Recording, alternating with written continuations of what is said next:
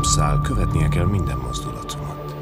Hogy férne bele ebbe egy házasság? Ráismer a módszerükre? Megmondom, mi a módszerük, az, hogy profik. Maga talán Remete? Van barát. Edi. És mit mondott neki? Hogy kereskedő vagyok.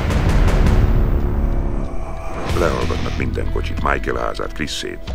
Csinálom, amihez értek. Maga is azt csinálja, amihez ért. Megpróbálja elkapni a magamfajtát. Szuper, banda, nagyon jók.